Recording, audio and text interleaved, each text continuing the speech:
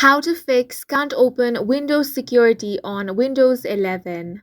Hi guys, welcome to my channel. Let's begin. In this video, I will guide you on how you can fix can't open Windows security problem. The first thing you want to do is click on the search bar and search for PowerShell. Once you find it, right click on it and select Run as Administrator. Now you want to copy this command right here.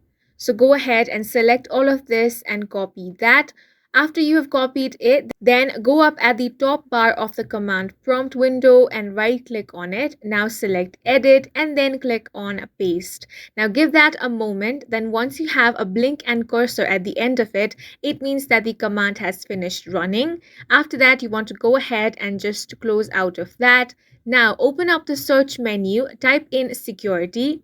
Here you will find Windows Security. On the right side of the page, you want to click on App Settings. Go ahead and click on that. Now select that and then scroll down. Now here you will find the option of Reset. If you have Repair, you can click on that. Otherwise, go ahead and click on the Reset option. Remember that this will permanently delete the system components data on this device, including your preferences.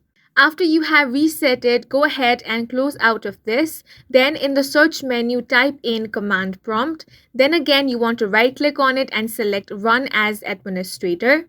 Now here you want to type sfc space / scan now. Make sure that scan now is a single word. Then press enter. Now it will begin system scan, which will take some time. After the scan has been completed, simply restart your device and that should fix this problem. And that's it for this video. If you found it helpful, please make sure to hit the like button and subscribe for more videos like this.